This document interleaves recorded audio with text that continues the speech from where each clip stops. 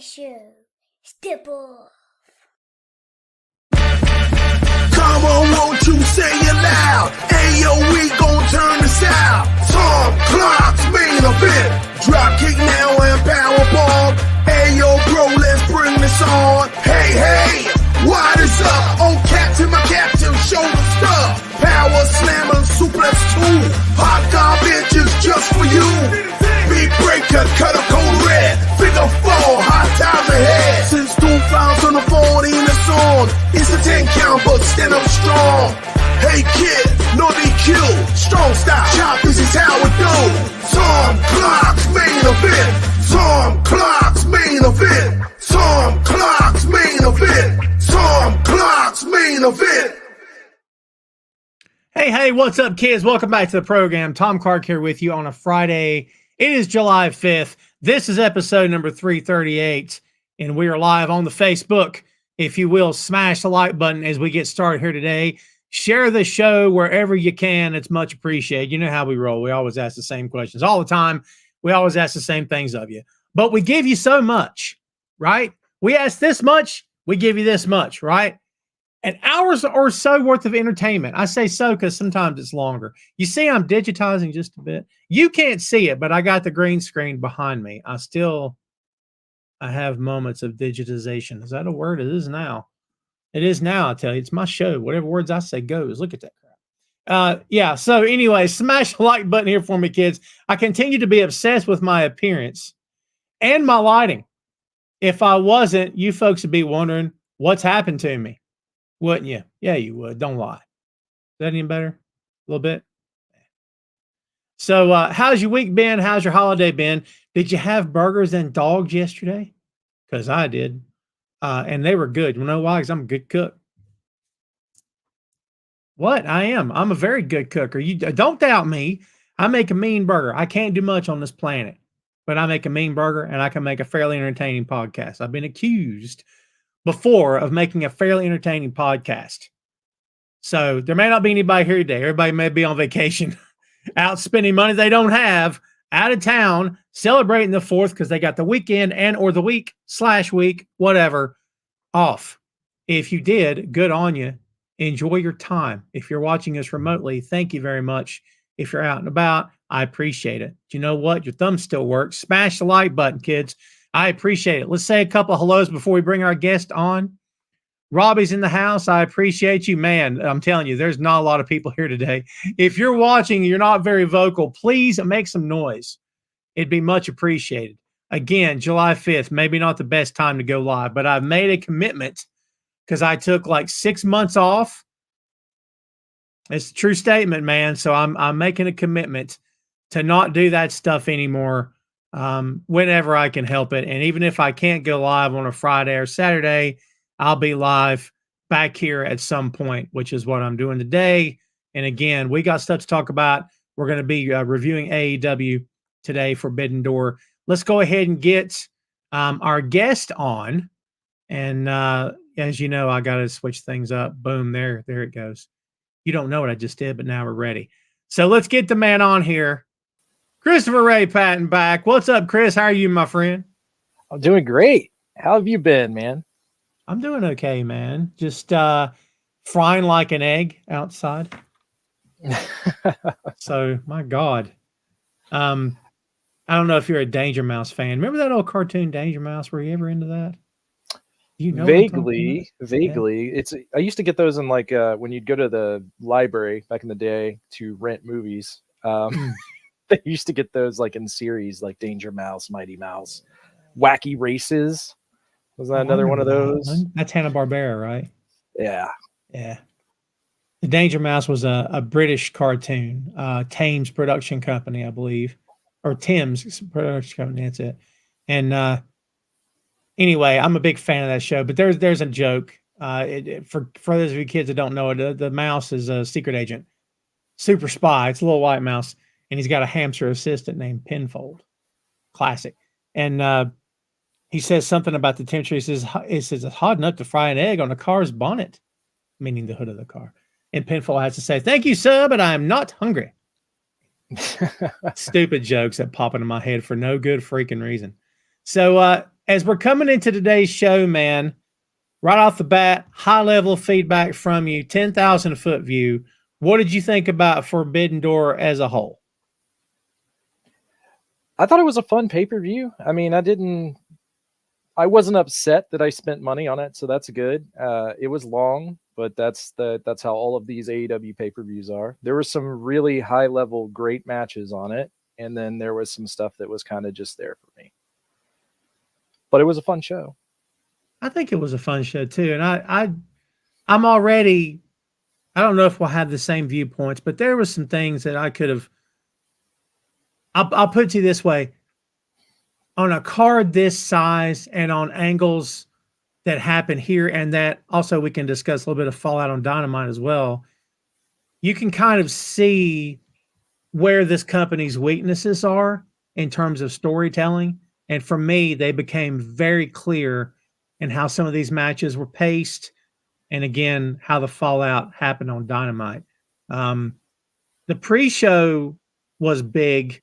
I mean, there was, let's see, out of 15 total matches, 2, 3, 4, 5 were on pre-show. Big. I mean, you know, here's the thing, Chris, they always deliver. Do you know what I mean? If you're a wrestling fan, you're going to take something out of a 15 match card. And chances are it could be better than half the card you enjoy, if for no other reason than the wrestling itself. I mean, we talked last week about the balance between a pro wrestling card and straight up entertainment. How far do you think they are from that? And again, like you said last week, it's all subjective, right? But like, how do you feel this card measured up in terms of balance? Man, that's a tough question. I'm pulling the card back up right now because there just was so many matches. I like you know, having, like you said, 5 matches on the pre-show, because you are, at the end of the day, this is a traditional pay-per-view. So you are trying to entice people to spend the $50-$60 it's going to cost to watch the thing. This one, I think it's hard to clarify like what kind of what you would see as more of an entertainment show, just because a lot of the matches are kind of dream matches, or that's what they're being booked at, or booked as. There was some stuff there, but it's usually the kind of stuff that I don't necessarily care. Like the ladder match, I think, was what we kind of thought it would be, where it's more of like your very, very much a high spot match. But then you had like your great storytelling match, like with Swerve versus Will Ospreay for extent. So thinking about like entertainment versus a pro wrestling, let's say 70s, 80s type show. This felt more like just a full-on, here's a bunch of matches wrestling show. But like you said, there was some things that they tried to tie into moving the storyline further, which, like I said, it's kind of hard to do on this pay-per-view in a lot of ways. So in some ways they got there. For me, you know, I'm going to be very picky. I don't want it to be like a SmackDown where there's 40 minutes of good storytelling and then a bunch of like 3 to 5 minute matches that don't mean anything. But at the same time, I do want the matches to mean something. I don't know if that answered your question or just danced around it a lot. No, I get it. I mean, and you know, this compare and contrast that fans are obsessed with between this and the other company, I'm okay with it to some extent, especially because who's been doing it longer? Well, they've been telling stories much longer, of course, than AEW has. So for instances like this, you know, in other ways of comparison, you know how that story goes. A lot of it to me is just white noise, but things like of that nature, you know, using them as a model, like the Bloodline thing, how many promos they've cut on the air, people are absolutely enamored with it, but that's their audience, right? They've educated their audience to expect these lengthy promos, I'll use the word storytelling, you know, the looks and the gestures and the double takes and the innuendo. Their audience is fully prepared for that. The AEW audience, Chris, there's moments, depending on what storyline, when it kind of feels like the crowd's going, can we wrap this up? When's the next match? So it's kind of like, it's the old adage of, what does your crowd want? Well, you're going to tell them what they want to a certain degree. You're going to prep them and how you do business. But then if they want it bad enough, they make enough noise. Well, the bloodline didn't start out that way, right? They took their biggest star, put him with Paul Heyman and highly focused storylines around that, which helped everyone else get over, which is kind of what you should always be attempting to do, right? Whoever the top guy is should be making everyone he works with. And people can say what they want, like Roman beat everybody. Yeah, he did, but he was like the biggest thing on the show that carried pretty much every pay-per-view. And that's kind of what you want. And that's a little bit of where you're getting. That's more of my criticism, specifically around their world title, was Swerve Strickland, right? This is the first big win he's had. Spoiler alert for people out there that didn't watch the pay-per-view. But that's kind of what I've been saying all along, is who is the guy? Is it Will Ospreay? Is it going to be Swerve? Is it MJF coming back? That's where you get into these long segments or long promo segments. Like, the only person they've really had that kind of carried that was Cody Rhodes for AEW, like, who was able to do that. And there's not anyone there that can. Believe there are, but you gotta pick whoever you want to strap the rocket to, and then try to build the stories around them with stories that make sense, and maybe not just throw matches together because they look good on paper. I think for me, I don't want to confuse the two programs too much, but for me, a lot of the stuff I saw on Dynamite, really, not red flags is the wrong word, but for me, it's like, okay, I see the deficiencies in, like, I get, like, the Jeff Jarrett thing, for example. Like, I get what they were going for, and the Hangman Page stuff happens on Dynamite, and they dropped that video of Jarrett 12 days ago as this sympathetic, Owen was my brother. Wonderful. But how about a month ago? How about 28 days ago? And then every week they drop something else. But in 12 days, we're supposed to no longer hate Jeff Jarrett, love the man because wrestling is also real life and me and Owen were brothers, and feel bad enough. And then Hangman Page screws him out, pins him, all right? And now Jarrett has nothing, and we're supposed to feel terrible. Great. But in 12 days, Chris, and they're not on the air in 12 days consecutively. So that, to me, is an example of a deficiency of something that could have went over gangbusters, but we had 12 days to stew on that one promo, and then boom, that's what they did on Dynamite. You have any thoughts on that, by the way? I mean, it's Jeff Jarrett. I think he's just going to be that's going to be a hard story to get over anyways, just because it is heel. I mean, it's been Jeff Jarrett as the most evil person in all of wrestling for the past 20 years to some extent, especially because a lot of these fan bases overlap as old, whether they want to admit it or not. We're the alternative watchers, the TNA watchers who probably watched a lot of the Jeff Jarrett era. So there is something to be said of some guys are just always good at, if Harley Race had a return babyface run, I just don't know that storyline works. You know what I mean? To begin with. And you said, when you just randomly sprinkle it in and you have Hangman coming back, who really was one of the top contenders for the title, and Jeff Jarrett, who I don't think I've seen win a singles match this year. The expectation would be he's going to lose, right? Yeah, that's a great point, is that we had no reason to believe he was going to go that far. And you think, well, maybe they give it to him as a feel-good win. Yeah, but we don't care about him. That doesn't mean as a person, we don't care about him as a threat, because he's not been portrayed as a threat, as a face at all. It's odd to me. And it's almost like, Chris, was it cheap to go the route of Owen and I, not on Jeff's part? Was it cheap to go the route of me and Owen are brothers and I miss my friend? What did you really accomplish? Do you know what I mean? There was no real payoff there at all. It was just, let's have the heel Jeff Jarrett lose again. Well, to your point, he loses all the time. I mean, with the exception of Sting, they do this with most of the older vets they bring in, maybe with the exception of Sting and Samoa Joe, right? What's Jay Lethal doing? Nothing. Mark Briscoe. Right, he's cutting promos, but he's still losing matches. He's comparison of Jeff Jarrett is, to me, the comparison of Jeff Jarrett, a direct one, would be Dustin Rhodes, They always give him this like big, happy, this is my story. And then he loses anyways. So you've conditioned your audience to go ahead and know like Hangman just came back. He's beating this dude, right? Yeah. That's fair. That's a great example. I won't put Mark in this category because the RH World Champion, he fires up the crowd. They really love him. They love Dustin too, but the comparison to Dustin, I believe, is more spot on. But I totally get where you're coming from. I mean, I don't know. I'd hate to say the whole ride off in the sunset business because that's been such an overused thing.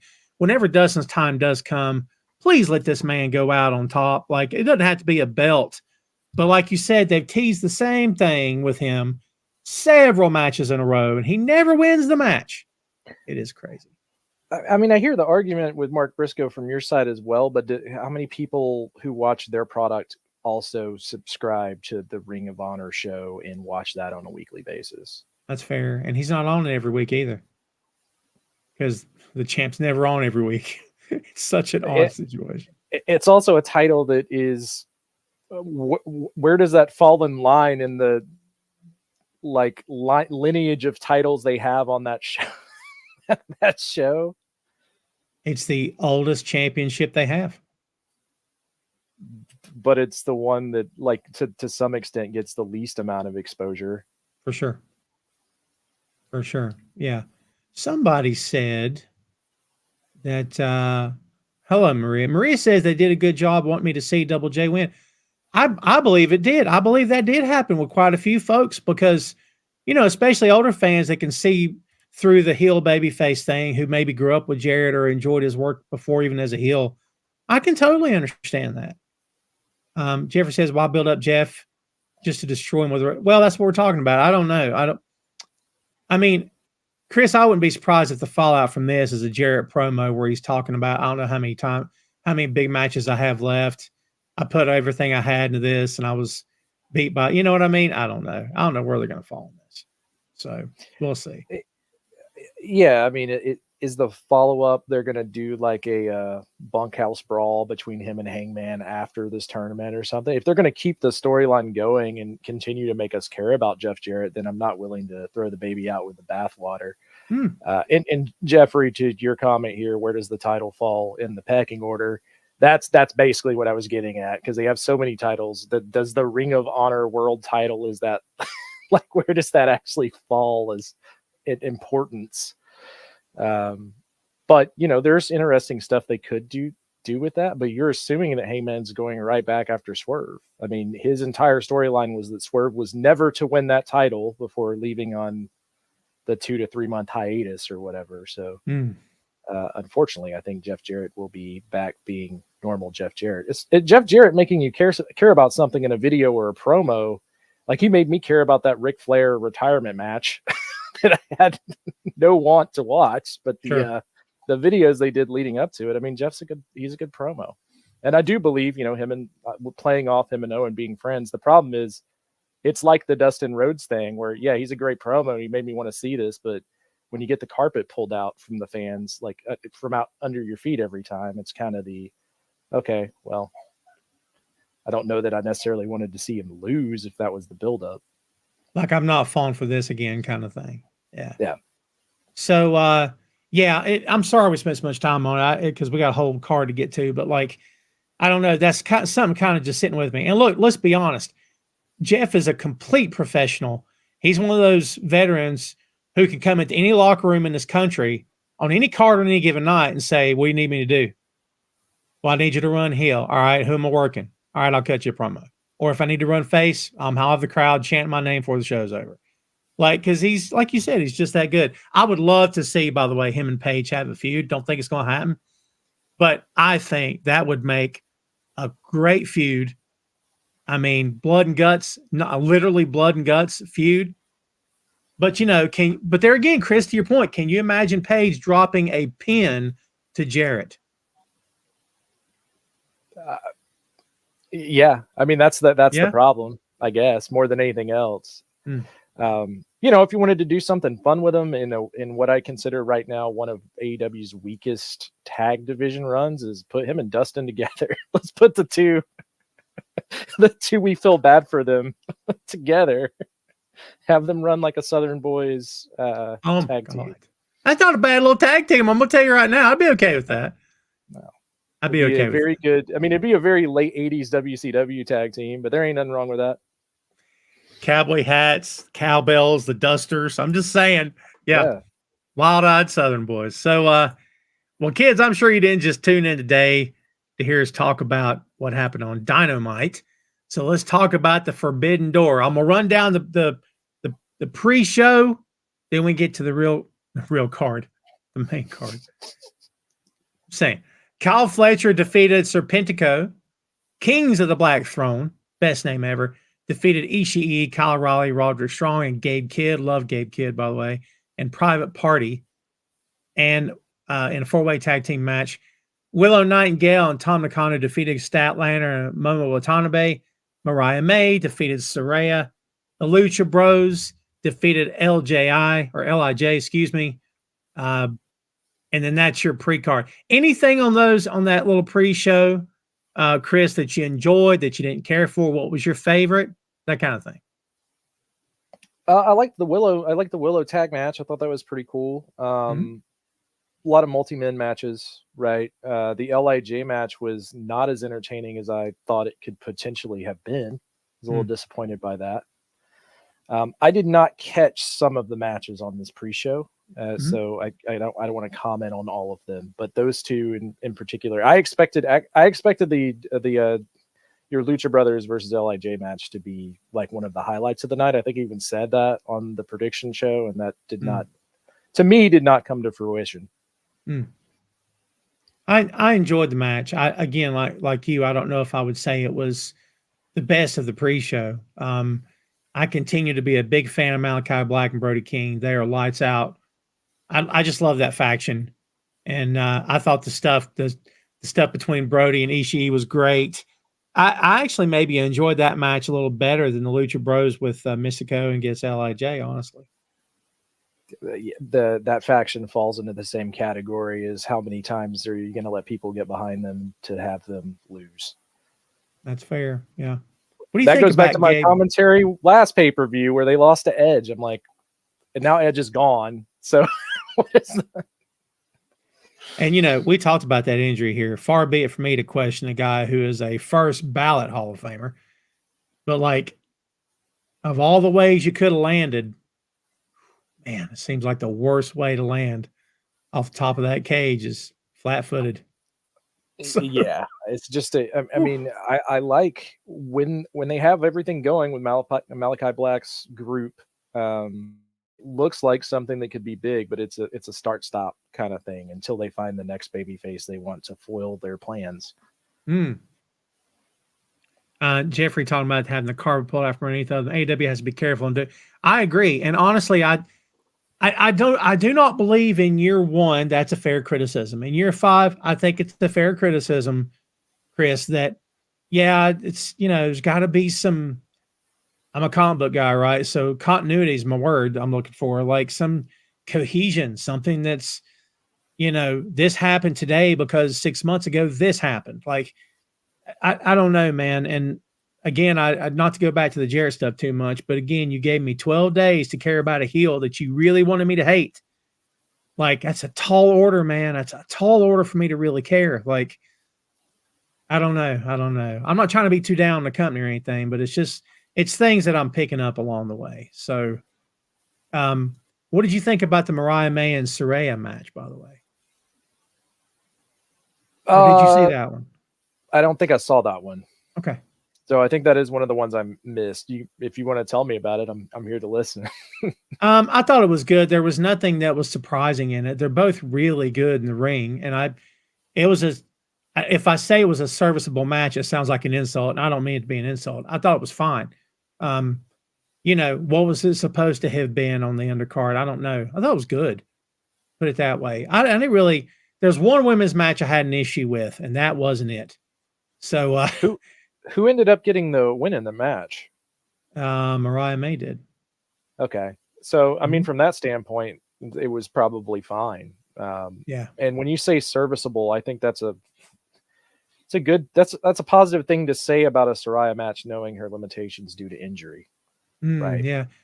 If you go back and watch a lot of her matches, there's just, I mean, that's nothing against her. I mean, that like well documented has had like to the point where we didn't think she would ever wrestle again at all. So even for her to come over in a part-time spot and put over someone like Mariah May, which is going to be their big female storyline going forward, with this Tony Storm and inevitable breakup, I think well used there, right?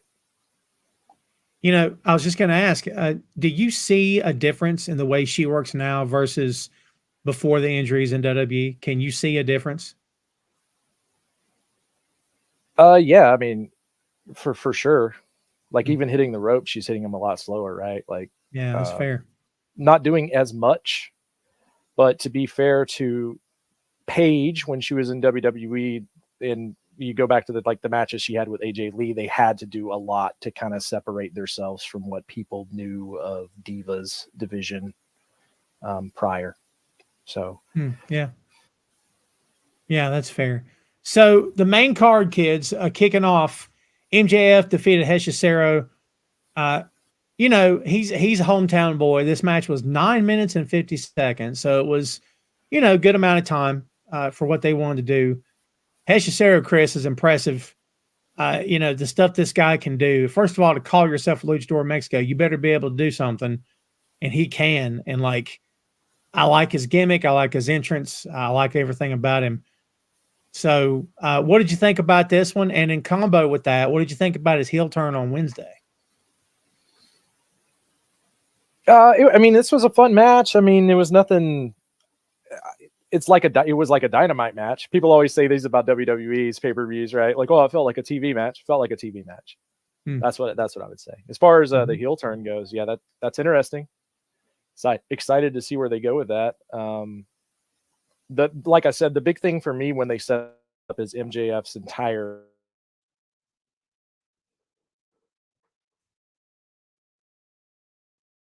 You may be freezing on us a bit there, Chris. We may lose you here in a second.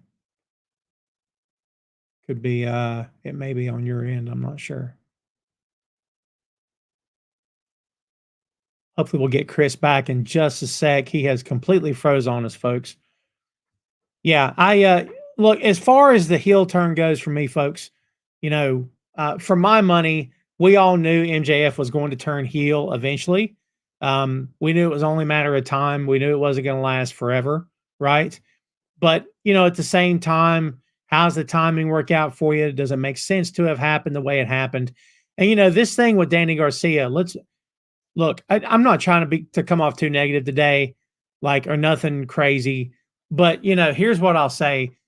You know, Renee made a comment, something effect backstage of that Danny Garcia was quickly becoming the backbone of the company. I don't know what you're talking about right now.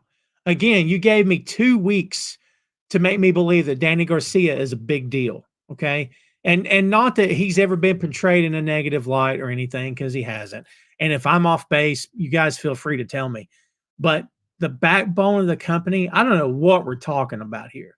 So, you know, they're trying to make him sound, you know, to pump him up. And, you know, that way when MJF turns on him, we're supposed to feel it a lot more.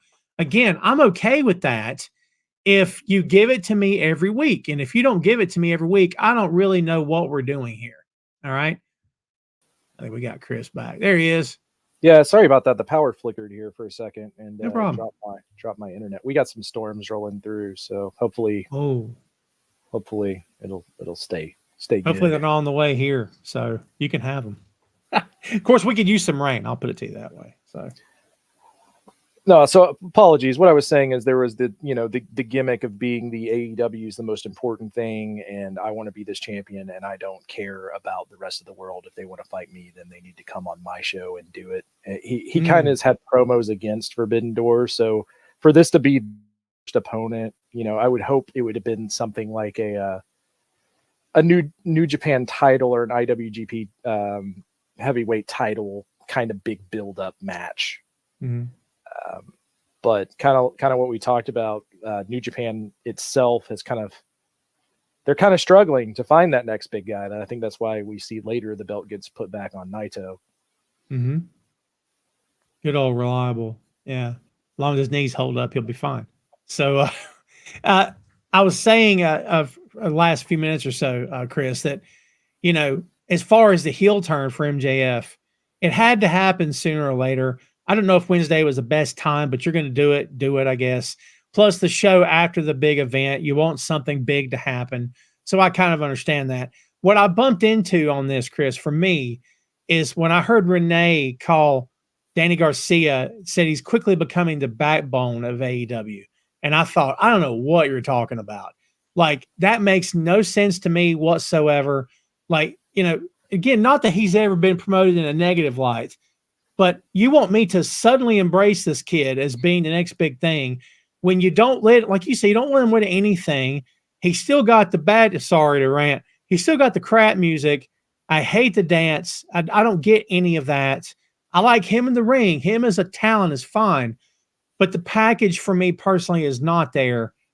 Like, and again, Chris, it's almost like we need to make people feel this because tonight MJF's going to turn on him. I don't know, dude. I don't know. Again, had you done this for a couple of months, okay, but you did this for what? How long for Garcia? 3 weeks? They've been talking about him in this light. It's been no time at all, man. Is he the backbone just because he puts on consistently good matches and is easy to work with? Is it like a backstage he's a backbone kind of like, is he like a Dean Malenko? Is that what she was alluding to? Or is because as the actual backbone, wouldn't you look more to someone like Orange Cassidy as the back as far as week in, week out, pay-per-view? That guy needs a vacation. Yeah. If you're going off that, I don't understand that either. And like you said, the bad gimmick, it almost has like the Alex Wright thing to it, where it's like, oh, I like this guy's matches, but man, this Euro techno dance guy. Yeah. Not to the same extreme, but maybe this is the way they're trying to break him out of it. MJF heel turn is like, he was never really a babyface. No, not really. Yeah, that's fair. And Chris, their definitions of heel and face they just fly directly in the face of traditional pro wrestling standards. They really truly do. And it's, instead of celebrating with the Bucks backstage, Paige wants nothing to do with them and he shoved them to the floor. And I'm like, it was a reminder of, you're not watching the other company. They do things differently here. For them, heel is not heel, face is not really face, because there's so many blurred lines. I guess to them, Chris, it makes sense, but I'm telling you, in my opinion, long term, to maintain an audience, you cannot, in my opinion, keep doing this waffling back and forth thing. People need a hero and they need a villain. Do you know what I mean? It makes me nuts. Yeah, it bothers me as well, because I think at the end of the day, you want the babyface to have whether it's shades of gray or not, you need to build up overcoming obstacles, right? That's the key, because that's what people want to see is someone they like overcome obstacles. And if you don't really like anyone, you just think they're cool, and the obstacles is they just need to have a 30-minute match, then that's not really. I don't know. The same could be said about a lot of the people that they've booked into that situation. They've never had, like I said, with the exception of like Cody Rhodes, a top babyface, and even that one they managed to squander towards the end, where people were really wanting him to hit a pedigree and turn heel. Like, I guess Darby, right? As far as like someone who has really had like a good babyface run. Mm. Yeah, I guess so. Yeah, it's odd. There again, I'm not in a bad mood today, kids. Maybe I'm more critical than I typically am. I don't know what you call it, but with MJF, it's like I said, like his babyface run was he had a friend. He had one friend. That was he still cheated in every match. Like he still was not a very good guy. Yeah. And he was nicer to the crowd than usual. Kinda sarcastically. Yeah. Yeah. It's weird. And you know, to point to what you're saying on the opposite company that has kind of turned the ship around a little bit, they have done that by having a clear defined huge heel faction that all the baby faces are trying to overcome obstacle wise. Mm-hmm. And then their shades of gray are the little interactions between these baby faces, like the Randy Orton, Kevin Owens friendship. It's all the underneath stuff that you would expect. Like that's the way you could splinter up those things in various shades of gray. But yeah, that's just an example. And I wouldn't say that storytelling across the board is good, but when you start talking about your top guys like an MJF, you should be like you said, this should have been a bigger to do. Whereas when he came back wearing the whole Triple H gear, you kind of and killing Adam Cole, you kind of assumed that he was back as a baddie, or at least I did. Right. Robbie, your point about comparing Austin to Daniel, I'll respectfully disagree with you. The idea that Austin Theory is not on the other wrestlers' level, I disagree with that. I think Austin's very good. I think Austin's character work is much better than Daniel's. But I will also remind everyone here that other company has script writers who hand you promos to read on TV, unless you're certain guys. So Austin Theory has been worked with and polished and produced. Daniel has not. So, and in terms of wrestling ability, Daniel can flat out work, Chris. I don't think that's an issue at all with this kid. I just think that, you know, and not to say it's WWE's answer, but if he had someone to maybe help portray him in the right light, it would be fine. But again, when I see him, I don't mean to bag on this guy, dude. I just don't believe what he says. I don't feel it and I don't believe it. When he tells me he wants something, I'm like, I don't care. I don't feel it. It's me talking. Maybe everyone else loves his intensity. Maybe they think he's intense. To me, there's just something missing. Again, for me, there's something not right. I mean, with Austin Theory, I would go back and look at his like Black Label Pro and the stuff he was doing when he was working with Gabe Sapolsky, because he is a Gabe Sapolsky guy. The other one of those being Darby Allin.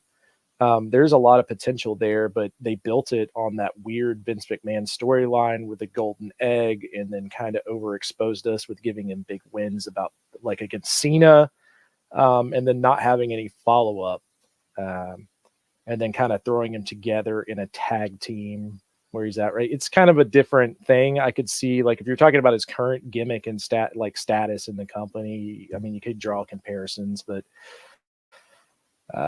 Daniel Garcia is also a guy that has kind of been buried around like inserted into other groups. So if that's the comparison until now, but this, you know, he didn't have the big I beat John Cena moment that Austin Theory had. So yeah, I don't know. I like Austin Theory. I think he's very good in the ring. I don't necessarily know that he's good at doing the WWE style of wrestling, which is a whole nother can of worms, right?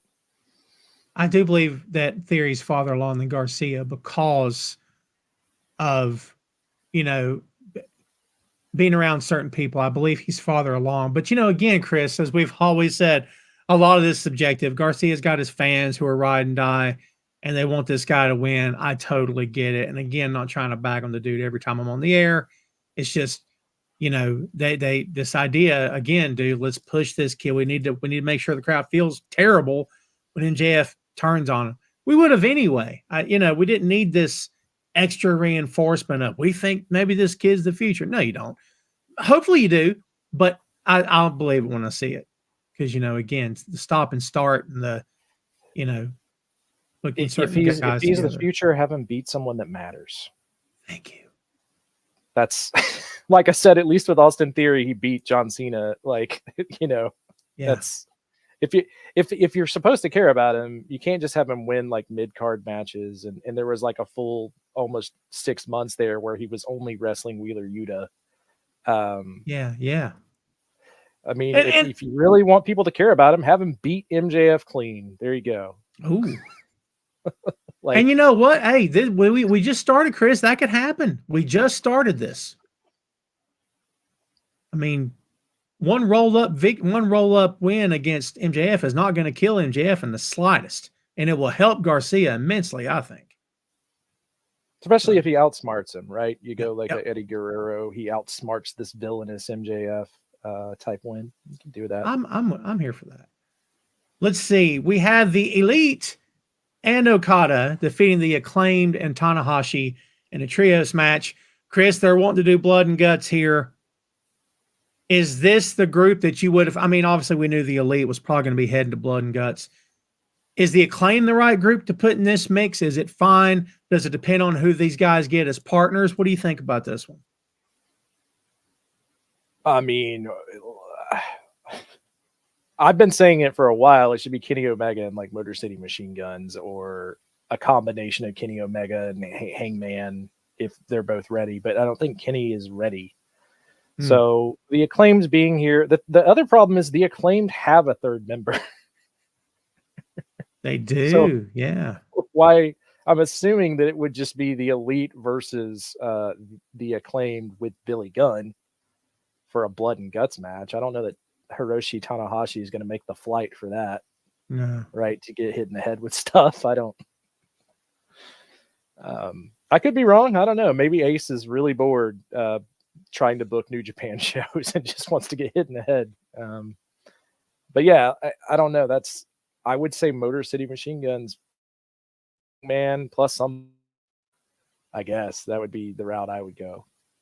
Also, where's the Motor City Machine Guns? Where are they at? Again, where are they? I have no clue. We need to send a search party out after the guns because I can't find them either. Like, what was the point of taking them off TNA TV if I was just never going to see them again? Yeah. And, we're going to have the Gun Club, Bullet Club Gold, Billy Gunn, Motor City Machine Guns. A lot of weapons here. I'm saying there's a lot of weapons in this company. It's freaking crazy. So, I mean, the boring answer is it's going to be like some combination of Blackpool Combat Club, right?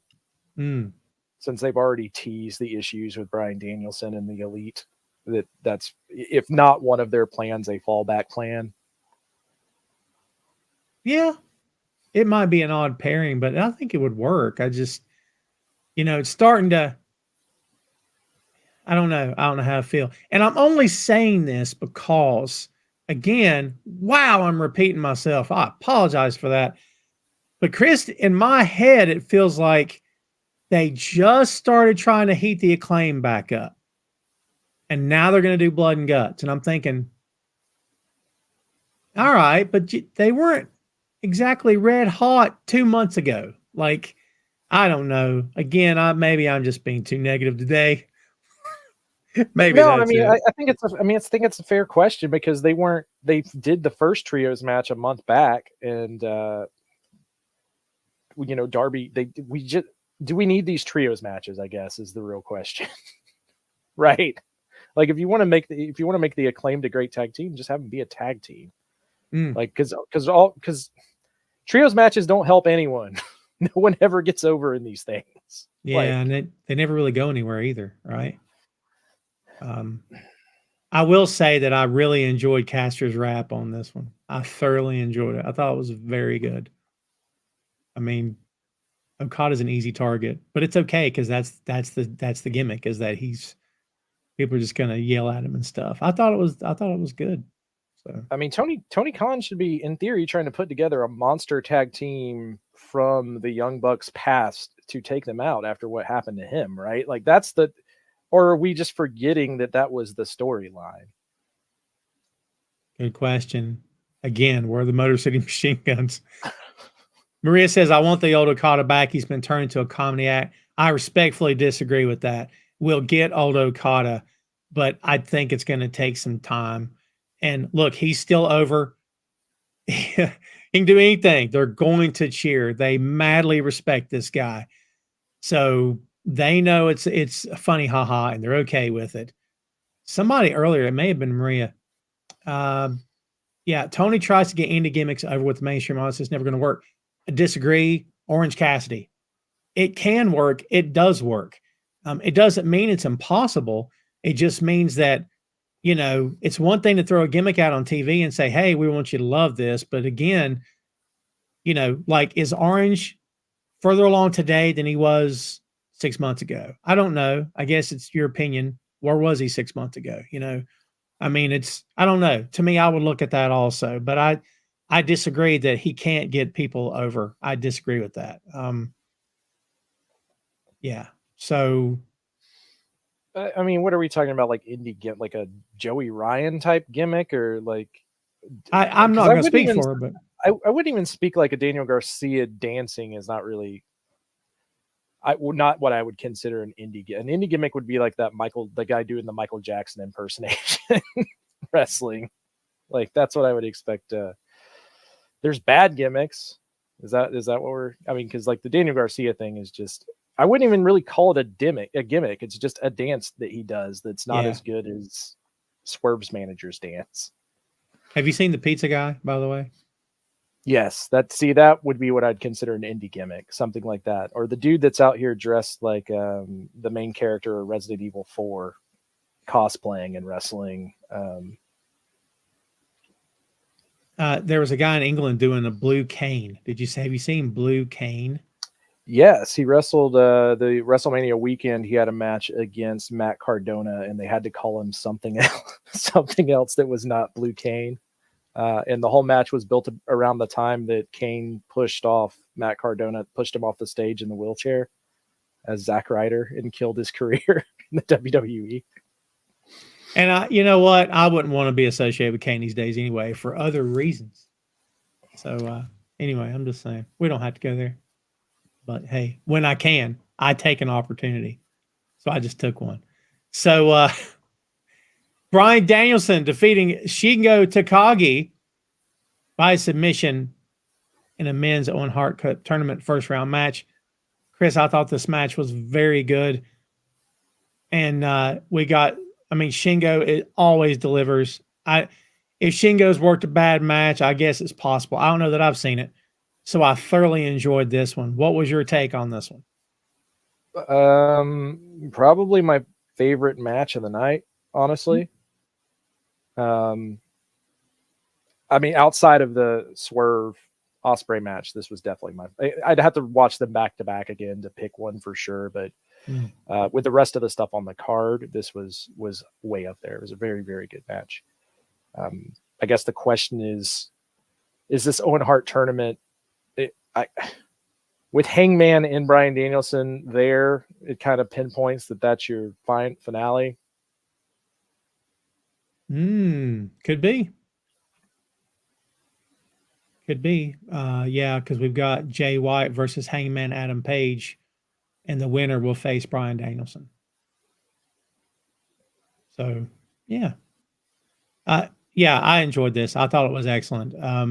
No complaints here at all. Shingo's awesome. And every time Danielson works, Chris, it's like he's checking off another great match off his card. So, yeah, I enjoyed it. Kudos to Shingo for trying to get heat with the crowd. Because again, I say, someone has to be the heel. And if I'm wrong, why did Shingo do this to the crowd? Because Shingo knows Danielson's your boy. I'm not. I got to get some heat. Cheer your boy. Hello. Call me crazy. Yeah, the Bryan Danielson Hangman thing just points, especially with Swerve retaining here in the winner of the Owen Hart tournament getting a title shot. I would assume it kind of sets that tournament, especially with Hangman just randomly coming back on Dynamite. Sets that up too pretty for that not to be the finale of this tournament. Yeah, that's fair. That makes a lot of sense, actually. I want to get to this next match because this is the one I have a few issues with. Timeless Tony Storm defeating Mina Shirakawa to retain the AEW Women's World Championship. First off, what did you think about Britt Baker coming out at the end? And then what do you think about this match? I was not a big fan of this match. And I'm excited for Britt Baker to be back. I don't know how she fits into what they're trying to do with Tony Storm and Mina and Mariah May, but I assumed Britt Baker coming back would have been at the behest of like a Mercedes Moné to set that up, but they went a different direction. which maybe they had to because Mercedes Moné is not necessarily getting not as popular as they thought she was going to be as a heel or a baby face, really. I love the fact that she just keeps smiling. Doesn't matter what the crowd does. She is, and that, Chris, in my opinion, in the long run, is going to work for her just fine. That she appears to be not bulletproof, but she's not taking into regard what they're saying. She just keeps her smile. She keeps her swagger. I think that's awesome because if she ever lets on like they're shattering her, shaking her at all, then it never let up. But again, I say, as I said last week, her work since she left the other company is good. And when she was in the other company, well, she's not the best wrestler here in the females. Whatever. If anyone disputes her talent now, I don't know what you're talking about. Because I think she's just gotten that much better. I think her and Britt together are going to be really good, actually. You're talking about Toni Storm or Mercedes? Mercedes, yeah. Yeah. So, with Mercedes, that's kind of what I've said on a couple of your shows. Is the best thing for her? They should have brought her in when she was ready to wrestle because I don't think that she has ever been that great of a promo. Whereas her in-ring work kind of stands alone. And I think that, if she wasn't number one, she was at least number two to like Charlotte Flair.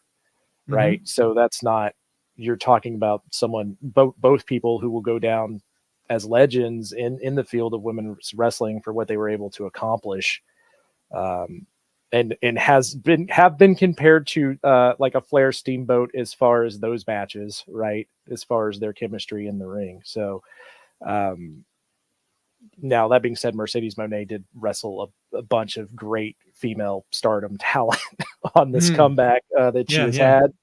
So I'm kind of with you on that. Maybe just don't have her talk as much and just have her go on like a winning streak for a while, and then you can set up wherever you want to go with that, whether it's Toni Storm or Britt Baker. I just thought Britt Baker was the one that made the most sense with CEO and coming in as like I'm the biggest free agent signing you guys have had in a while. It just seemed like that would be the thing that brought Britt Baker back, but they didn't go that route. And maybe for a good reason, because like I said, the reaction to Mercedes Moné has not necessarily been what they were planning on or wanting.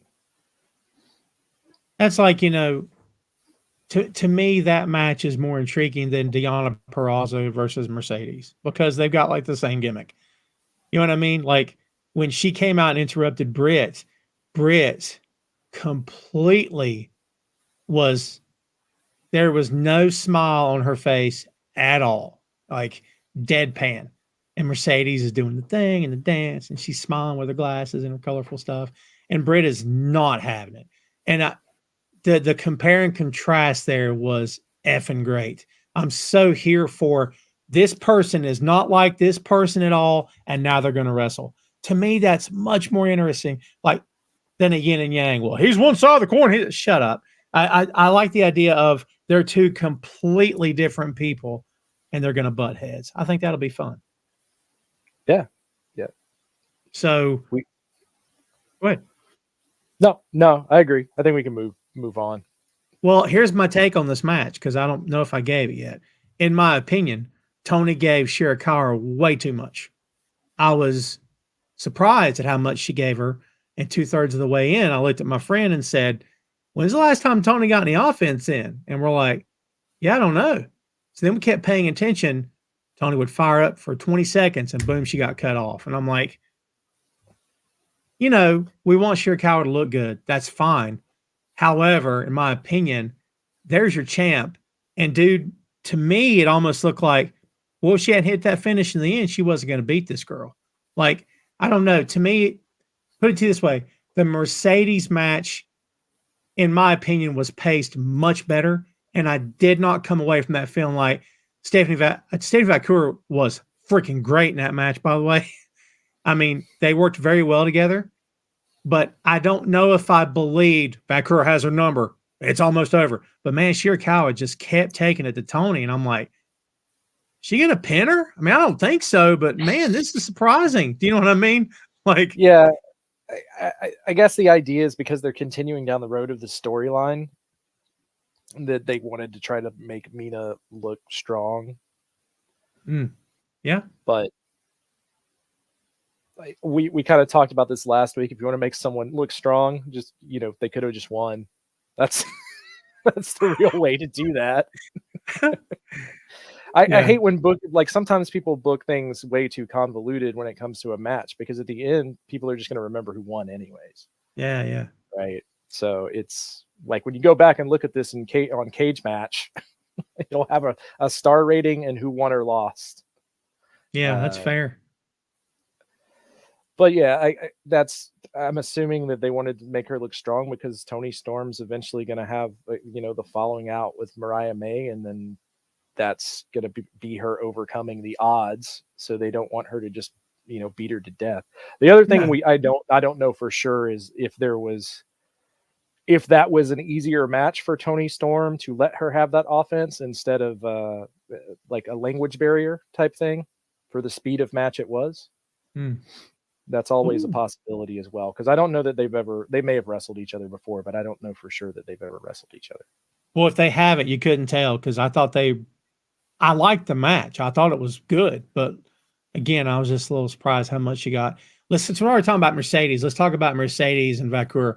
How do you compare the two matches? Which one do you think was better? Or do you have a favorite?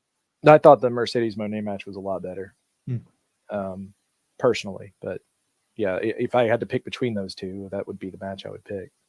Did it feel more balanced to you, or am I just crazy? Because to me, it felt much more balanced. Well, like I said, if the idea was to get Mina to look strong, I actually think that Stephanie came out looking stronger in a loss than Mina did, right? So I don't know. I think the styles clicked a little better for me as well. That's the other thing. Yeah, yeah. Vancouver is. I don't know if she's got airtight with AAA or if she even cares about working in the States full time. But man, it'd be hard for me not to sign her. Like, wow, yeah. I thought she was very good. And language barrier aside, I mean, I feel like, and I not to overblow it or anything, but in my opinion, if she was in, she's one of the pillars of the women's division. I really think a lot of her. I think she crushed it with Mercedes, man. So I enjoyed that match for sure. So the ladies definitely got a great platform here, kids, is what we're trying to say. Before we wrap this up on the rest of this card here, folks, be sure you smash the like button if you haven't done so yet. I appreciate it. We're going to get to your comments here shortly. I'm trying to throw them up as we go. Let's move on, Chris. Zack Sabre Jr. defeating Orange Cassidy. In my head, the right guy won here. What'd you think about the match? Yeah, I mean, I thought the right guy won. I thought it was a very good match. I don't know that it was as good as their first match, but it was a really, really good match. And I kind of, on my prediction, was based, well, Zack lost the last one, so he needs to win this one. And that's the route they went. So maybe we'll get one more because the matches are really, really good. But most Zack Sabre Jr. matches are really good. He's so good. He's, yeah, I mean, I don't know how often he's considered to be one of the best in the game, but I think he should be up there. I mean, you've got the crowd, especially an AEW crowd, when you can make those guys ooh and ah at a getting tied up in a pretzel on the mat. Like, I mean, Zack didn't have to do a whole lot to get that reaction because, if you watch him in New Japan, you're used to that. But if you don't watch him all the time and he comes to States and does that, you're going to be like, oh my God, I've never seen that before. Did you see that reversal? Like, he's so good at that, man. It's crazy good, dude. It's also like the thing that's so surprising about Orange Cassidy is his ability to kind of work with anyone and have a good match. And when he's put into a situation with someone that's really, really good, he kind of turns it up to 11 a bit. And these tend to be some of his best matches. So shout out to him too. Just saying. Oh yeah, he was the other guy in this match and was really, really good. They this is the second match. I think both were Forbidden Door matches, so I'm assuming we'll get one more. And if you're Tanahashi watching this and you're about to go into G1, maybe circle Zack Sabre Jr. You guys got to do something over there. Yeah, dude. Why aren't you? He's still left. He's one of the guys that stuck around. I mean, you're crazy if you don't do anything with him. I mean, look, and all due respect to Orange, I think he's so much better than what people give him credit for. I don't know if you can wreck him, Chris. I guess if you beat him 20 matches in a row, and I still don't think the crowd would turn on him. I think that I'm going to make a weird comparison with him and Jeff Hardy. Like, Jeff can basically do anything. That crowd's going to love him. I don't mean legal stuff, right? But like Orange, right? But like Orange is, I don't know if they could wreck the guy. I guess anything's possible, man. But it just feels like there's more of a connection between him and that crowd than maybe anybody else. Maybe I'm wrong, but that's how it feels. What do you think? He also has the back card of I've never been heel since day one here in AEW. So even if you threw him on a 30-loss streak, he could always turn heel. That's what I thought they were going to do with him with the Don Callis family, honestly. I was like, that might actually work for me, because I would be interested to see what that looks like. And I think it would work. Just don't have him cut promos anymore. Don't have him talk. Just you put him with Don Callis talks, and he just wears an all black denim outfit. Real men wear black, kids. I'm just saying. It's the only thing in my closet. That's all I got for you. Let's see. Maria is Maria, you are an active fan today. Everybody be more like Maria. She says Orange Cassidy and Willow can never turn. Never say never, Maria. I think Willow could be a despicable heel if she wanted to. She looks lovable, but I think she could have a mean streak. Well, you know what? They teased it, Chris, with the sky blue stuff, and it looked weird. And I don't know if it was working, but that's not to say that she couldn't pull it off under different circumstances. I like to say Orange Cassidy. I think anyone can be turned heel given the right circumstances, but to say Orange Cassidy could never be turned heel, that's Hulk Hogan has proven that to not be true. Good point. Yeah. Eventually, people will get bored of this. It will happen. It will happen eventually. Yeah. Chad Too Bad in the house, kids. Jeffrey seconded Maria's emotion when he said, Orange is a forever face. You could never turn him heel. Here's what I'll say. And I'm not suggesting Ricky should have turned heel. But go back in that feud with Flair, and I get it. Comparing anybody to Flair in his prime was hard in terms of crowd reaction. Chris, they were booing Ricky. They were booing his wife, and they were even booing that baby. And I'm like, you're booing a child. What are you doing? But like, they clearly wanted Flair to win that title that night. And when you go back and watch Steamboat pin him for the belt, there's two women in the crowd. I'll never forget this. One of them looked at the other and went, what?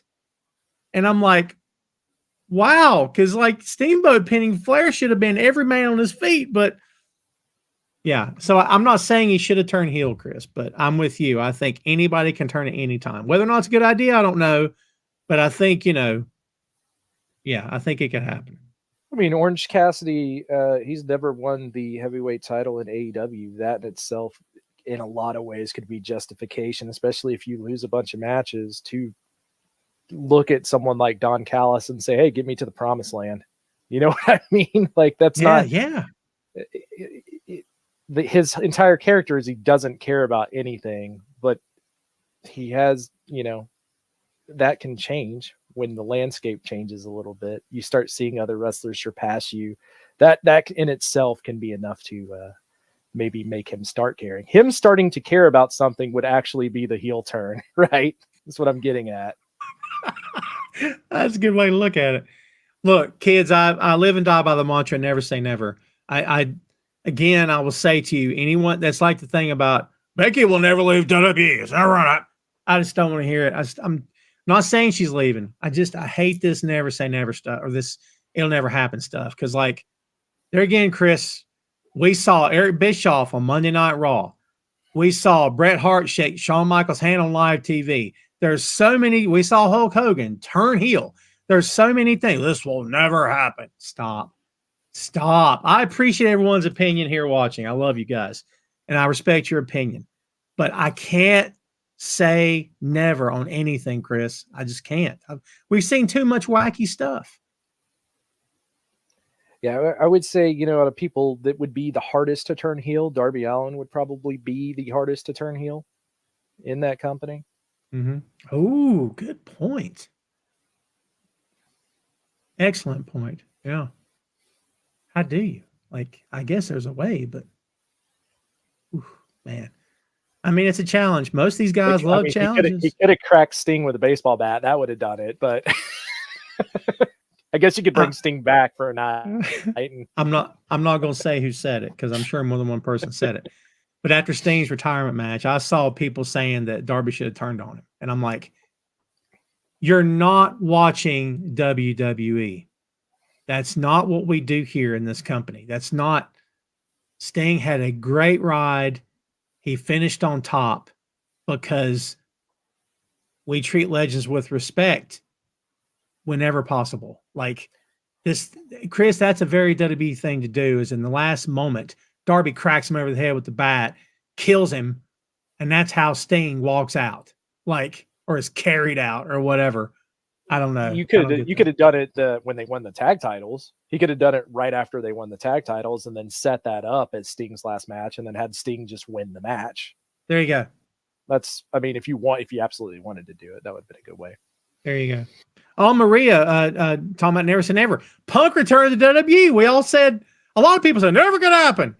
Great example. See there, Maria. To be fair, to be fair, I didn't think he was going to go somewhere and make him hate them more than WWE. That was not on the card, the bingo card of Punk returning. Fired you. He's a little petty. Fired you on your wedding day via FedEx on your wedding day. That is a calculated move on your wedding day to fire you. You can determine when that later gets to the guy's mailbox, and you chose his wedding. Come on. And that's the company he went back to. Freaking crazy. Whatever. That's how mad the other company made him. That's what I'm saying. It's like the enemy of my enemy is my friend is exactly what happened in both situations of him. One going to AEW and two going back to WWE. No doubt about it. Crazy times. Crazy times. Samoa Joe, Hook, and Katsuyori Shibata defeated the Learning Tree. Jericho, Big Bill, and Jeff Cobb. We kind of figured maybe Joe and Cobb would bring us some highlights, and they sure did, because this was a fun, I'll say fun match for what it was. The crowd chanting to Jericho, what was it, just retire or please retire? I mean, and then Jericho had to feed into it, talking about he's from Long Island. I don't know, man. I said on last episode, I thought maybe this stuff was starting to get over with Chris. I don't know if I'm right or not. But, yeah. What do you think about this one? It's still the same since the last few times we've talked about it. I think Jericho needs a vacation. Absence makes the heart grow fonder. It does. It does. I love Jericho. This is not working for me. Yeah. I mean, it's odd. All good things come to an end. I wonder what the end will be. You ever wonder about that? Is it just going to fizzle away? Not with Chris. I think Chris has an ending in mind, but I don't know what that ending is going to be. I mean, hopefully it'll be similar to what Sting's last match was, right? That's what you could hope for.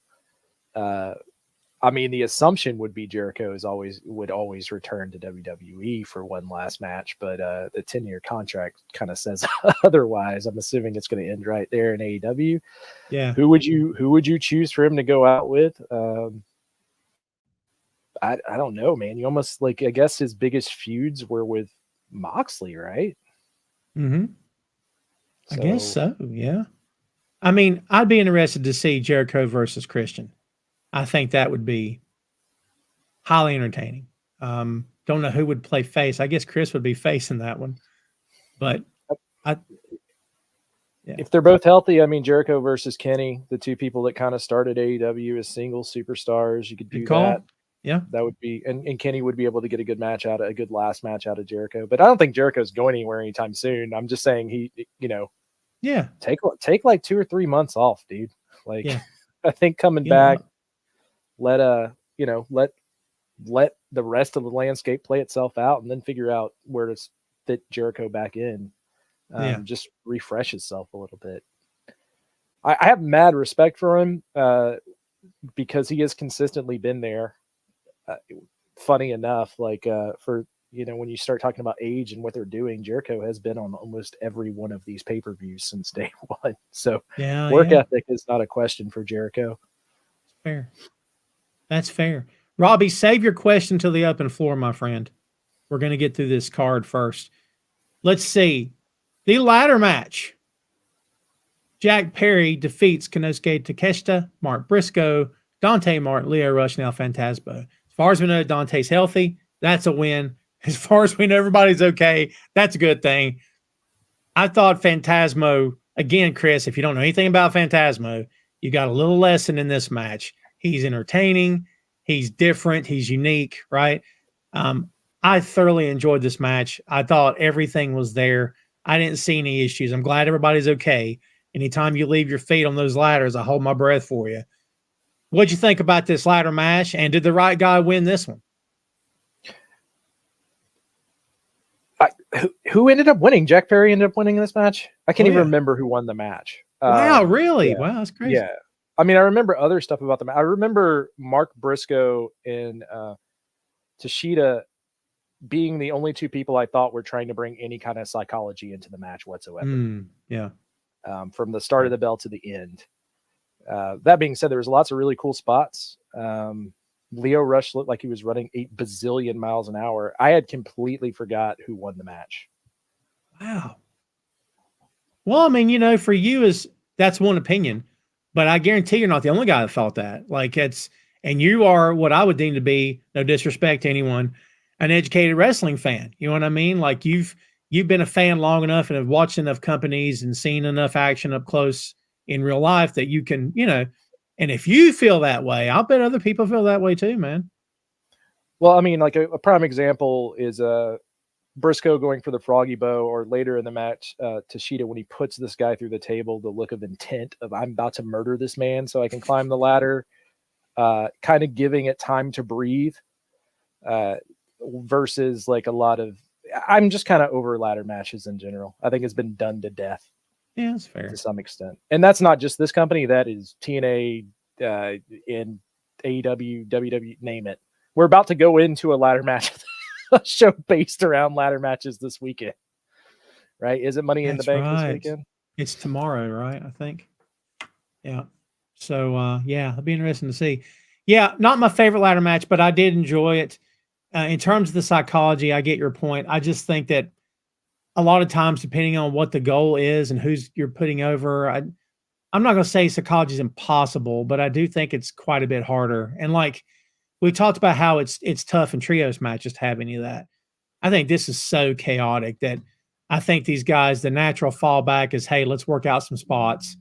And I've got 4 things I want to do. Like if we all have 4 big spots in mind for ourselves, and then boom, we go out and do it. We'll just pick the moments to run those spots. But that's kind of the downfall of it. Do you think Leo Rush ends up in AEW full time at some point if the circumstances were to be right for both sides? What do you think about that?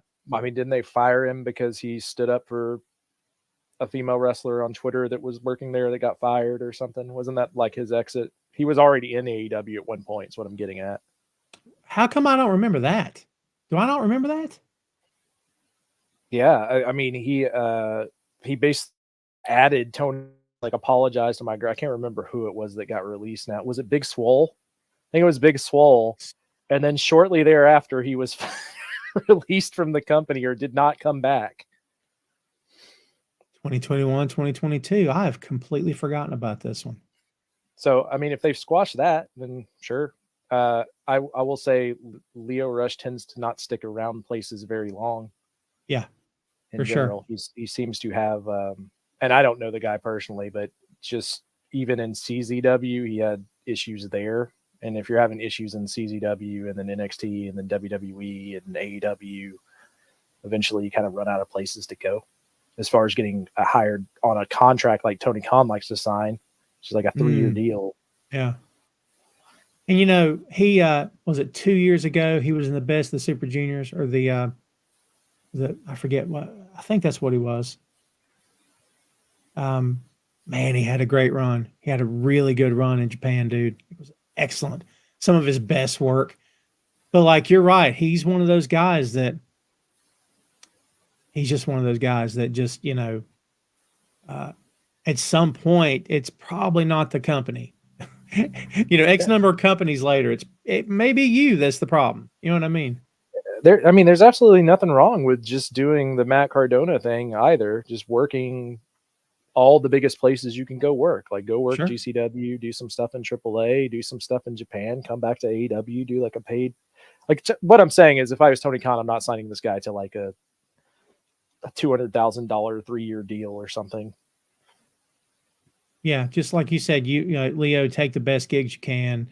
And why wouldn't you? And I don't know his situation either, but like, if you're in a position you can do that and travel and be okay, then do it. Yeah. I'm okay with that too. I think, Chris, for some fans, it's all or nothing for a company, but like the Cardona example is a really, really good example. So I'm good with that. Let's see. You're seeing that with like Ziggler right now. Yeah. I'm spotting his last name. I mean, there's a lot of guys going more towards that. Like, yes, they are on TNA television, but they have an open contract where they can go work dates in other places, and AEW allows that. The problem is like with Leo, like they already have two. Like, where's Sammy Guevara, for instance, right? Like, when you already have people that you're kind of unsteady with, bringing Leo Rush back in might not necessarily be the best contract idea. I think Guevara's hanging out with the Motor City Machine Guys. I think they're all huddled up together, and they're all hanging out. They're all in Bulgaria with Rusev. They're in Parts Unknown. That's where they are. We need to go check Parts Unknown, because I think that's where they are. We got 2 matches left, kids. These are both the title matches, Chris. Which one do you prefer? Mox and Naito for IWGP Championship, or Ospreay and Strickland for the AEW World Title? Swerve and Ospreay for the AEW World Title. And the reason being is Naito just did not want to do anything. Which I'm assuming whatever ideas Moxley pitched him, he's like, no, we're not doing that. Because that's what it felt like watching the match. Yeah, it was. I didn't see anything great in that match, but I didn't necessarily see anything offensive either. I thought it was a good match. I did find it interesting. It wasn't interesting that Mox came out in full New Japan gear as he would in Japan. I thought that was actually very cool. He's repping the company he's the champion of. I'm good with that. I found it interesting that he's using his Japanese music, which again is fine, but that crowd legit didn't realize what was going on, which plays into your theory of a month ago when you said not everybody's watching all the wrestling, even in that company. I think you're right. I think I disagree with you at that point, but I think that reaction when the crowd's like, they should have been roaring for John, and they weren't. And I'm like, you can't tell me it's just because of the song. They didn't know that Death Rider song. Like, that was surprising to me. New Japan's in a down period. Like like AEW signed most of their big stars. Yeah, this is what comes with that. I mean, this would be the equivalent of like if Moxley went back to ECW or something, like back in the day. You know what I mean? Like it's exactly what I said. Even though this is a smaller audience and they do care more about wrestling for like the art of wrestling, for lack of a better term, it doesn't mean that they're watching New Japan pay-per-views at 4 a.m. or keeping up with every New Japan pay-per-view. Yeah, that's fair. I did find it interesting because John's been using that Death Rider song since he left WWE. So that's crazy. Yeah, I think a lot of people just read what happened on New Japan shows and don't actually go watch New Japan shows. That's fair. And it is another streaming service to pay for, kids. I totally understand. But it's one that's worth paying for if you can get over how annoying it is to use. Yeah, it's I will say it's better now than it was because the previous version was pretty bad. But this one's got its quirks as well. But I will say I love the resume playing didn't always work for me before, and it works for me quite a bit now, which I thoroughly appreciate. Yeah, you used to have to just pause it and leave it paused like you would like an old Nintendo game that didn't have a save. Just leave that console running. Maria, you are quickly becoming one of my favorite viewers of this show. But I'm going to disagree with you again. And you think I'm setting you up, but I'm not. She said, I can see New Japan shutting down 2 years. I completely disagree with you again. I'm not trying to make a habit of it. They said the same thing before they got Tanahashi. And Chris, I'm sure you know this. I'm sure you do. But like that company was in serious financial trouble until Hiroshi Tanahashi had the paddles, warmed them up, shocked that sucker back to life. Dude, they couldn't fill up a building. Nobody cared. Like nobody cared. And then Tanahashi came in, and it's like the buzz started, and people could not get enough of this guy to the point of, you know, their biggest successes through the years that led to Okada is because Tanahashi brought people back to the buildings. So I'm not going to say it will happen like that again, but Chris, I don't know if anybody expected Tana to come back like that and make that change. So I can't count this company out, man. I just can't. Yeah, I mean, they're owned by like a pretty large manufacturing / toy company. So they have some good backing there. I mean, they're in a downspout. They almost run into a problem more like TNA, where yes, it can live forever, but at what quality? That would be more of my concern. So if they just start losing money, like, you know, maybe it'll still exist, but to what extent does it still exist? I mean, like I said, the biggest thing is that all of the top level talent that they built for the past 5 to 6 years, especially your European or your Gaijin talent, is gone.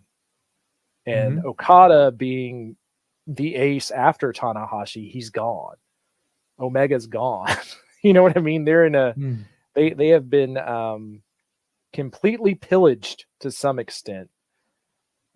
And the endeavors that they've put forward with like New Japan Strong in the United States haven't necessarily worked in the way that they were hoping.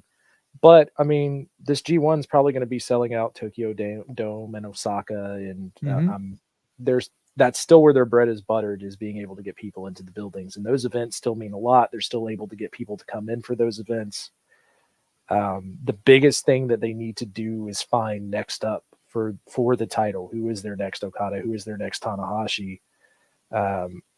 They really put a lot of eggs in the basket of Kota Ibushi being that guy prior to him getting hurt and having all the issues he had with New Japan, and then losing, like I said, losing a lot of talent. They haven't found that next guy yet, but as soon as they do, they'll know how to book him. He'll probably hold the belt for like 700, 800 days like Okada. It'll all fall into place. Because the one thing you can say about New Japan is they're pretty good at keeping their booking consistent and having good quality matches that, you know, make sense over time. And I'll be really stoked to watch the G1, even though I think it is kind of a down, like I said, it's kind of a down year for New Japan in general. Jeffrey says if NJPW got a TV contract to show updated shows and not show matches from 6 months ago to a year ago, can be doing better. Jeff, I suspect that has to do with TV rights and streaming rights between Japanese television and their streamer, and everybody trying to get their 50 cent off of it or whatever. Like, I suspect that's why. But look, also to that point, Chris, they've made fans in this country because of that show who maybe had never heard of these guys before. And so the thought is maybe if they see this show, they'll go find the streamer and they'll subscribe. Well, the idea would have been that to build New Japan Strong up enough to have a weekly show. Right. Yeah. So that, I mean, that would be the general idea, to have an Americanized base to have that show. Before New Japan goes out of it being like absolved by TKO and having like New Japan WWE or something before they go out of business, they still have television, a pretty decent television deal in Japan, if I'm not mistaken. So as far as like weekly shows and stuff like that, they're still doing that, just not here in the States. That's a lot of money too. You have to have someone dedicate to doing that. Putting on a weekly show, and then you're having to pay people to do commentary on it and put it in a package for the American audience, the normal American audience, your average American audience, to try to get something out of it. And right now I think they're working with Access, right?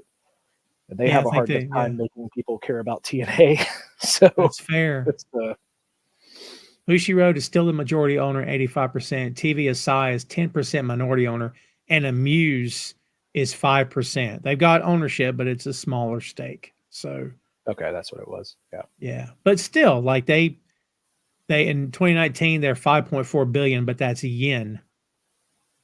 So that's not 5.4 billion in this country for sure.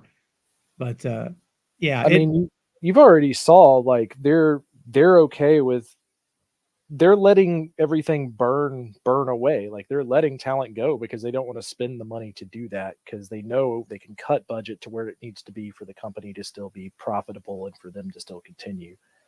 And I think that's kind of where they're at. But like you said, you just got to find the next Tanahashi or the next Okada, or wait until one of these guys eventually spin out of AEW, who want to return, maybe AJ White, for instance, and bring him back. And then there's your star again. Because this will eventually start to go both ways for WWE and AEW. Like, hey, we signed all this talent. Stuff doesn't always work out. Grass is not always greener on the other side. And Sure. you'll see that start to shift, right? And I have mad respect for the executives of this company with the knowledge of during COVID, while the other guys over here, WWE, were firing and laying off and in droves. You know, New Japan's executives, Chris, took a pay cut so they didn't have to fire any wrestlers. I got mad respect for that. And, you know, their empty arena matches, you can argue all day long about that, but like, you know, their standards of cleaning and sanitation, they were doing the best they could. And again, they didn't let any talent go. So they got my respect for years for that stuff, man. So, and their fans are just way different than fans here. Like the first G1 they had post COVID, where fans were allowed in the building. They were allowed in the building, but they were not allowed to cheer during these matches. But they still showed up, like sold out buildings and stuff. So like New Japan ain't going anywhere, I don't think. You know, like I said, obviously the quality of the show may be more hindered than the actual product itself going away. And they're announcing stuff with WWE. Like, didn't they just do something at Dominion with WWE? Wasn't that something they just recently did? Gosh, that's a good question. I'm not sure about that. Let me see if I can find that again. Yeah, I can't find that article right now, but like that's always been the other thing, is that Triple H has for a long time has wanted to work with New Japan. And we kind of talked about this with, you're starting to see people from TNA come in. I think they realize that that's going to be a little bit of the way of the future. And it also will get them out of some legalities based around independent contractor status, where they can say, no, but my wrestler, I let them go wrestle over there, because like a WWE independent contractor is not a WWE independent contractor. That's also part of the reason AEW does it the way that they do. It's not necessarily to be nice. It's that eventually you'll see what happened in the UFC and someone's going to get sued because they're not truly independent contractors. Like what was that a $300 million settlement that happened in that UFC case for a similar thing? Yeah, crazy. By the way, I thoroughly enjoyed Swerve and Osprey. I thought they crushed it, and I've always liked Swerve. And you know, a lot of criticism on his title run, and I get it to an extent. But when he knelt down and went forehead to forehead with Will and kind of patted him on the head and then stood up, and again, I watch his stuff all the time, but I mentally got like, that's your champion. Something about that moment in time clicked with me personally. I'm like, that's your champion.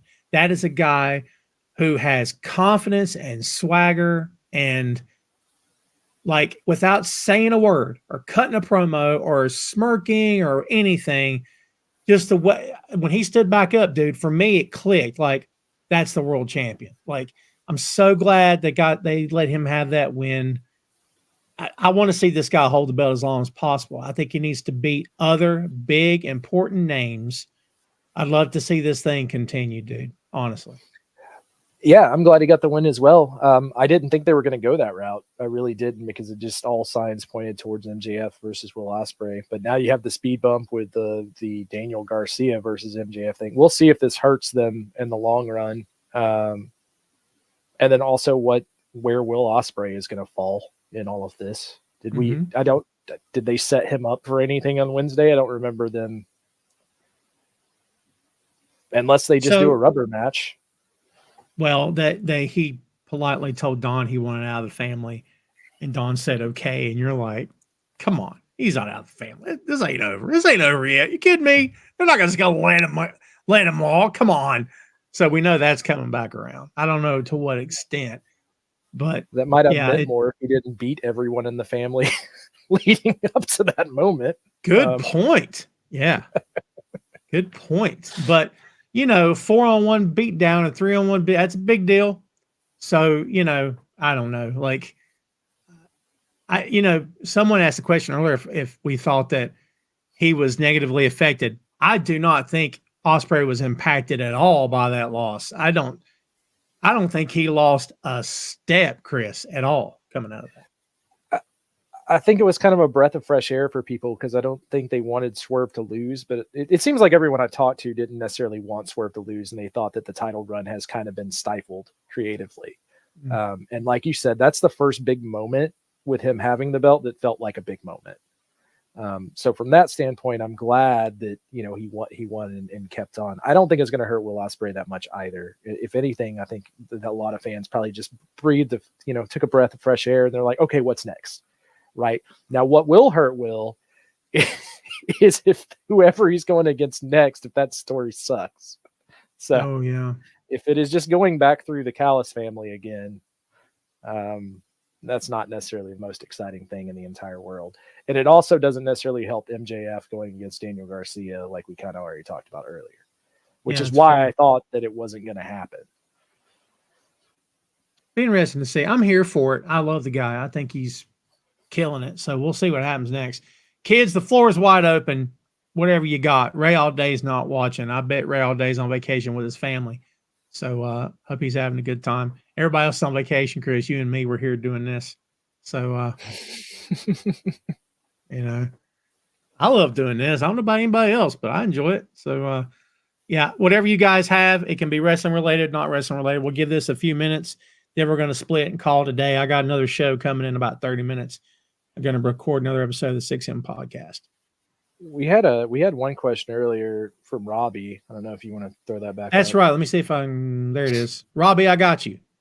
Speaking of heels and wild storylines, I just saw UWF creators Herb Abrams' Dark Side of the Ring talking about the mountains of cocaine, the hotel room, hookers, and a failed pay-per-view. This is for both of you. What is the wildest out-of-the-ring story that you have heard about a promoter or wrestler that surprised you about that person? That's a good question. What do you think, Chris? So mine's really sad. I met Jimmy Snuka and actually had beers with him, and it was a cool experience at a fan con. I did not know the tragic story and slaying of his wife. When I found that out later on, I was like, man, this is wild. And how was this covered up for so long? And how did I not know about this as a super nerdy wrestling fan? Like, I know that kind of started, I think this was 2010 when I met him, and that stuff started really circulating a couple of years later. And I was like, man, I gave this guy a smoke. Wow. So it's that. And that is one of the craziest stories just because of how much evidence was there and how a lot of it got pushed under the rug because he was Jimmy Snuka. So that would be the one that I have. I don't know if this is my biggest of all time, but I'll tell you one because you mentioned personally. I'll mention one personally. First thing that jumped to mind.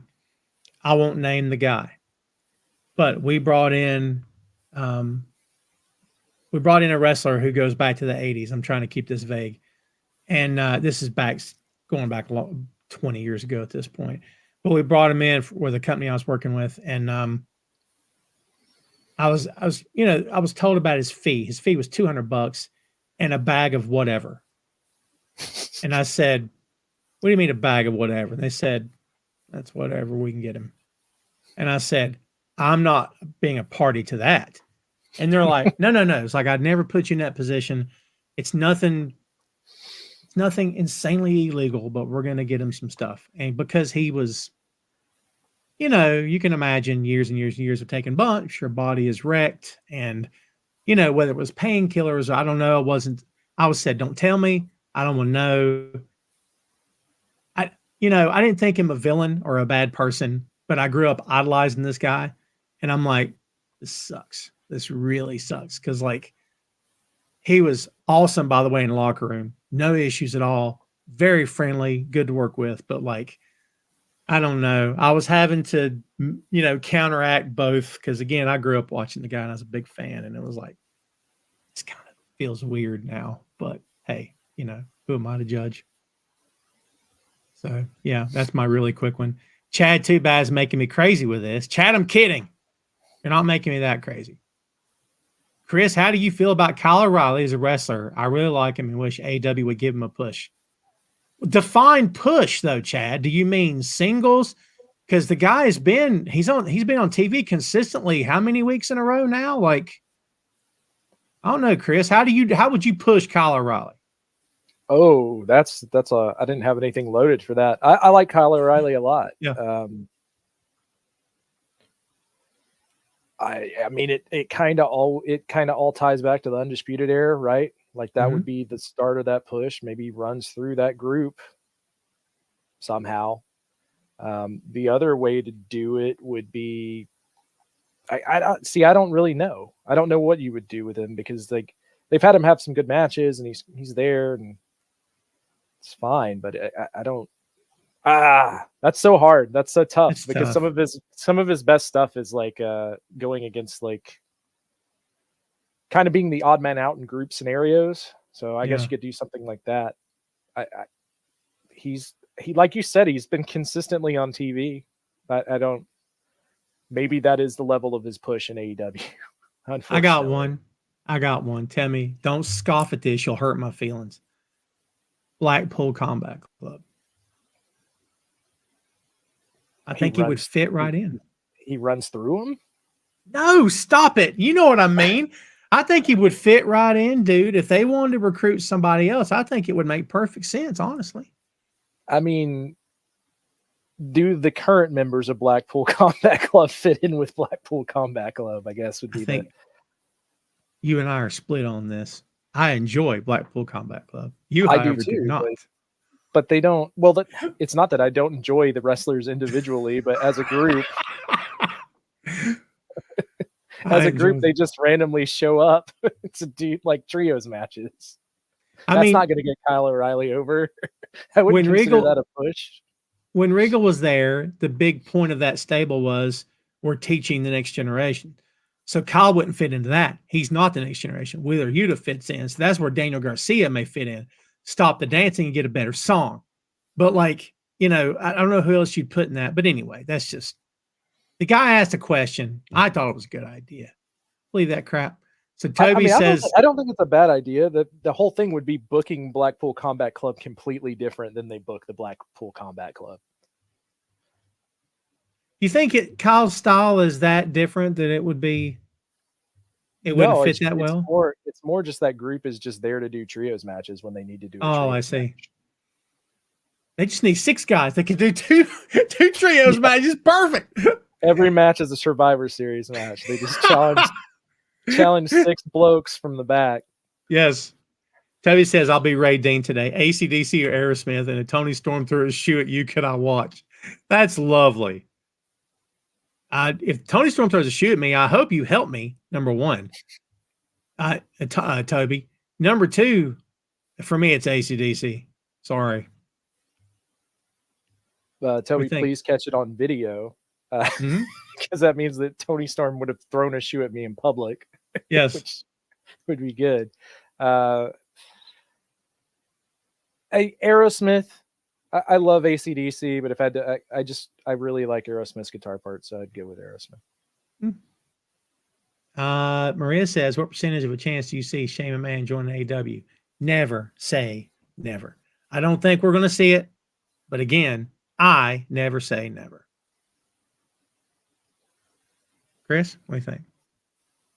0.2%. Hey, it's not negative 0.2%.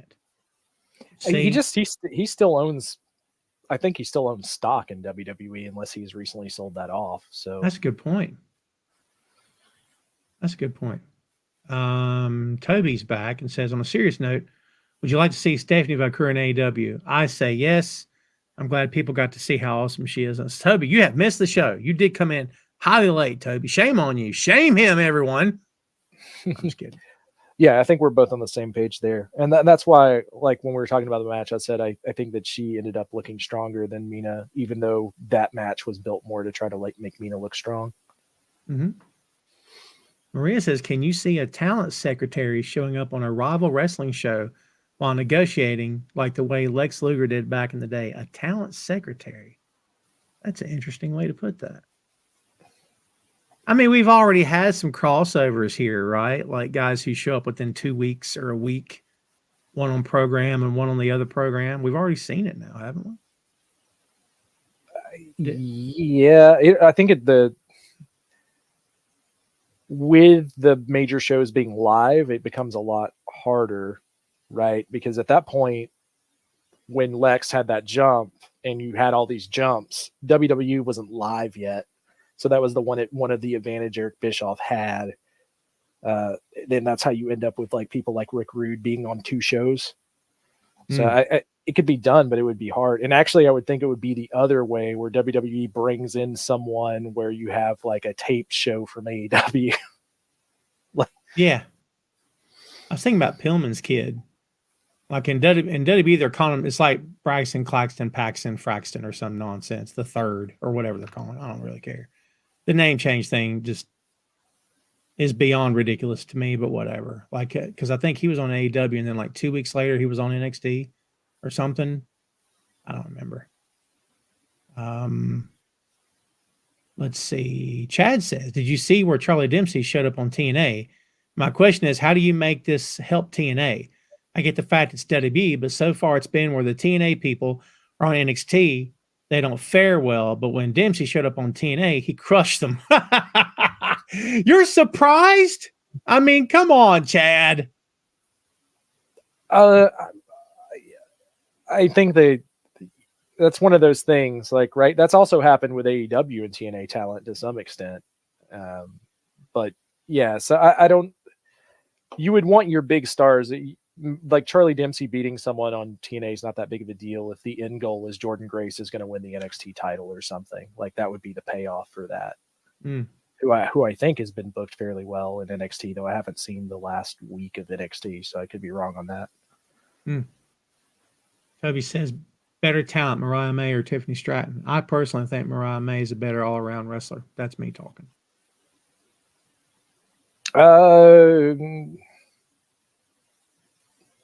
More upside or better talent currently? I think more upside would be Tiffany Stratton. Better talent currently would be Mariah May. But that being said, Mariah May was in Japan for like years before she got to AEW, where Tiffany Stratton's kind of still green. Yeah, that's fair. That's a good question. Well, kids, I think that's going to do it for us here today. We've been here an hour and 45 minutes. Y'all got to behold the majesty of this here show. I don't know where I was going with that. Chris, before we get out of here, tell everybody out there where they can find you on the internets. It's at Chris R. Patton on Twitter, Christopher.R.Patton on Facebook and Instagram. There you go. Well, Chris, thanks much for coming on. Don't go anywhere. I appreciate you very much. Chris, everybody say thank you to Chris, and Chris, we'll see you around real soon, my friend. Thanks much. All right, kids, there you have it. The main event, 338 is in the books. Still a little bit of, you know what? If I ever have the opportunity to actually fix lighting, I don't think I will. You know why? Because I have nothing to talk about. Right now, I got to say, it's not bad, is it? Jimmy's a little digitized. Look at that. He's a little digitized. Kind of looks like he's wearing a mask. For those of you listening to the audio version and not watching the video version, boy, you're missing out because you're not getting any of these references. You have no idea what I'm doing right now. It's your fault. It's on you. I've been telling you forever, go to boinkstudios.com, B-O-I-N-K, boinkstudios.com. You'll find links to this show, Tom Carter Sixon podcast, and Two Nations Under Ted, a Ted Lasso podcast, as well as links to all of my co-hosts, including Mr. Patton that you just saw, and to everything that I've done so far. The YouTube link is there. The Discord link is there. boinkstudios.com. Don't waste any more time. Visit the site, bookmark, refresh that sucker. I just did some big time updates on there. I think she looks sharp. Go check her out and you'll thank me later. I didn't rehearse any of that. This is what happens when all you do is just podcasts and whatnot. Stuff just kind of rolls off the tip of your tongue, man. I'm not saying it's always great, but I am saying that you have the ability to make it happen. Well, there you go. That's what I got for you, kids. I'm getting out of here. Everybody, enjoy your weekend. I appreciate you very much. We should be back here a week from today, next Friday. Keep your eyes open. We always run promos and teasers and Facebook posts and everywhere else we are, and you'll be able to see them. Again, thanks, kids, for watching. BoinkStudios.com is where you need to go. I appreciate it very much, and we'll see you next time, kids.